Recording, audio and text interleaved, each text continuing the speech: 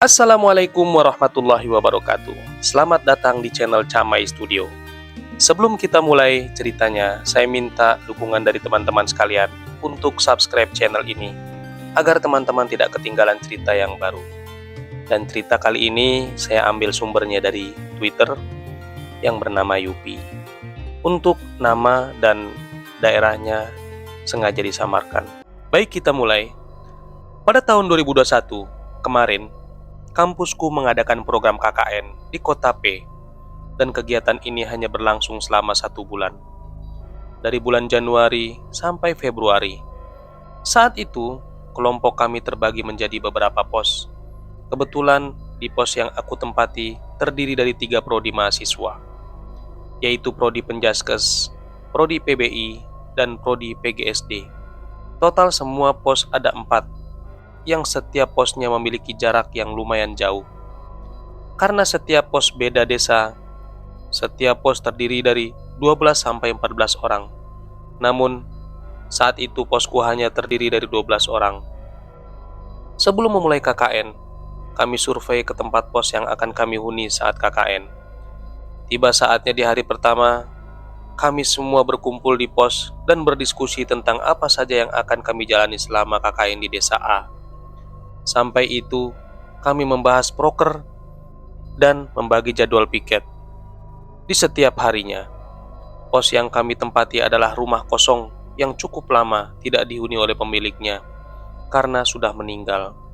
Mungkin hanya beberapa kali dipakai oleh pihak keluarga pemilik rumah untuk keperluan penting. Rumah ini memiliki 3 kamar yang cukup luas. 2 kamar berada di depan dan 1 kamar di belakang. Dapurnya berada di samping kamar perempuan. Ruang tengahnya juga cukup luas untuk tempat kami berdiskusi. Saat aku melihat di kamar belakang, jujur ada perasaan yang tidak enak. Tetapi waktu itu tidak terlalu saya pikirkan. Hari pertama KKN, kami melakukan aktivitas seperti biasa, layaknya mahasiswa KKN yang mengabdi kepada masyarakat, membuat rencana proker, dan kami pun dibantu oleh masyarakat di sana. Saat itu, kami berunding untuk membagi tugas. Masing-masing kebetulan di kelompok kami hanya mahasiswa yang sudah berkeluarga. Otomatis tidak bisa menginap di pos setiap harinya, hanya bisa datang saat hari Sabtu dan Minggu saja.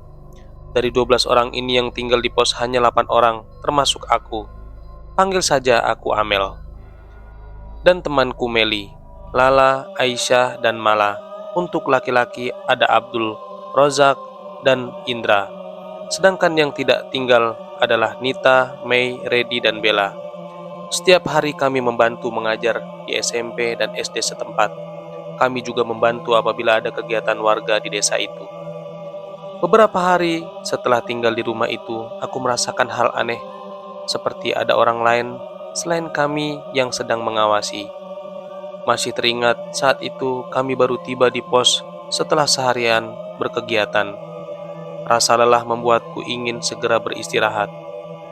Abdul, Rozak, dan Indra sudah tertidur di ruang tengah, sedangkan yang perempuan sudah berada di kamar untuk istirahat.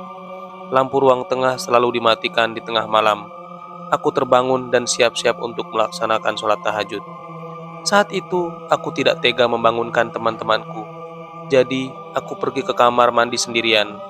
Setelah keluar dari kamar mandi, aku kaget karena ada sesosok hitam besar tengah berdiri di hadapanku. Aku takut. Aku menundukkan kepalaku sambil berkata dalam hati, "Itu siapa? Kenapa besar sekali?" Kemudian aku memberanikan diri untuk melewatinya. Dengan tetap menundukkan kepala, aku tak berani menatap wajahnya. Saat tiba di kamar, aku langsung melaksanakan sholat tahajud. Pintu kamar aku biarkan terbuka. Otomatis aku bisa melihat ruang tengah, di mana para lelaki tidur. Di tengah aku sedang sholat. Lagi-lagi sosok hitam tinggi besar itu muncul dan berulang kali lewat di hadapanku. Bahkan sosok itu sempat terdiam dan melihat ke arahku. Aku tidak berani melihatnya. Yang ada dalam pikiranku saat itu hanya ingin segera menyelesaikan sholat dan cepat-cepat menutup pintu kamar lalu kembali tidur. Keesokan harinya, aku tidak menceritakan apapun ke teman-temanku, karena aku tidak ingin membuat mereka takut. Beberapa hari kemudian, kami masih melakukan aktivitas seperti biasa. Desa ini sepi sekali ketika sudah maghrib. Jarang terlihat anak-anak seumuran kami, kecuali anak-anak kecil yang sedang mengaji. Itu pun sampai Isya. Kemudian mereka pulang ke rumahnya masing-masing.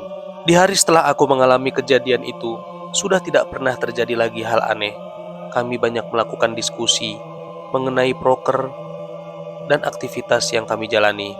Seperti diskusi pada umumnya akan selalu ada anggota yang tidak satu tujuan.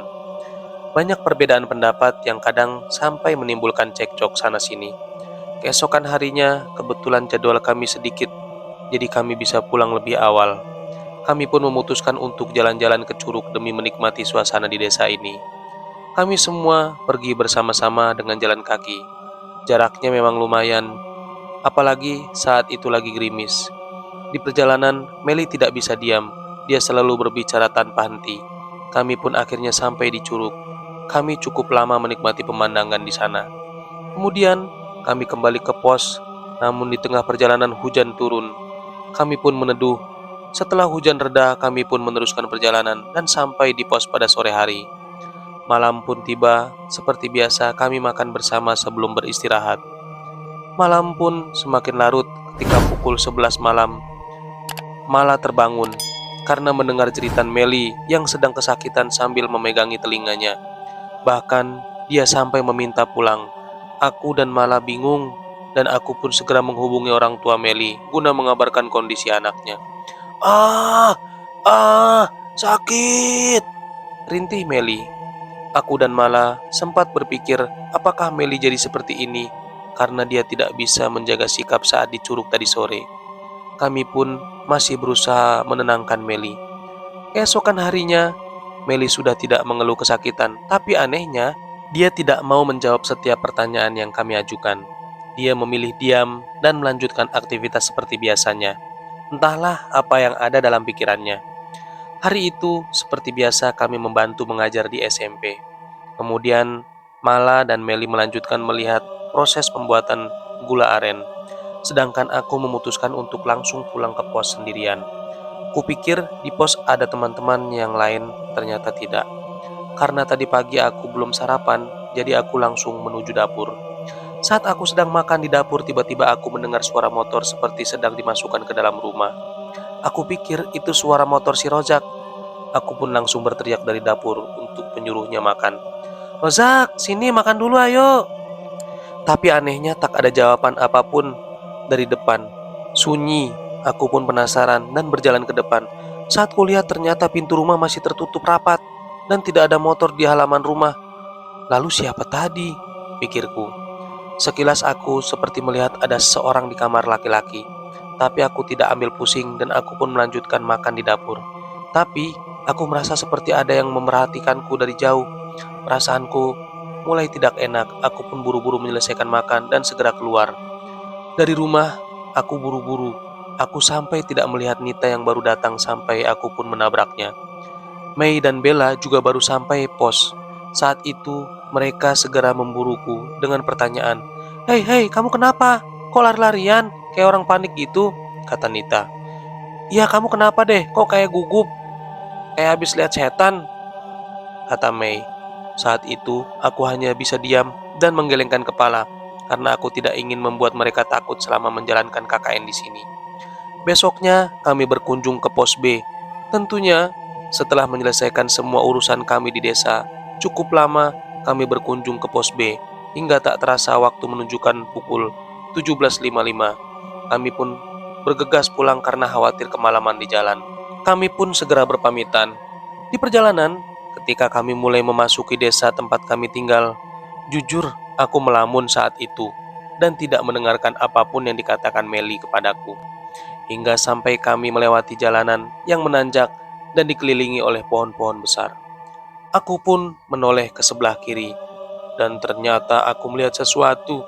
Refleks aku menyuruh Meli, ayo cepat, motornya lebih cepat. Aku bingung dan takut karena tidak percaya dengan apa yang aku lihat barusan. Aku melihat sosok perempuan berbaju putih, berambut panjang sedang berdiri di antara pohon itu sambil tersenyum melihatku. Tapi lagi-lagi aku memilih diam, tidak menceritakan apapun kepada teman-temanku. Entah kenapa beberapa hari setelah itu, Nita, Bella, dan Mei selalu memintaku untuk tidak mematikan semua lampu di pos ketika malam datang. Kami pun menurutinya.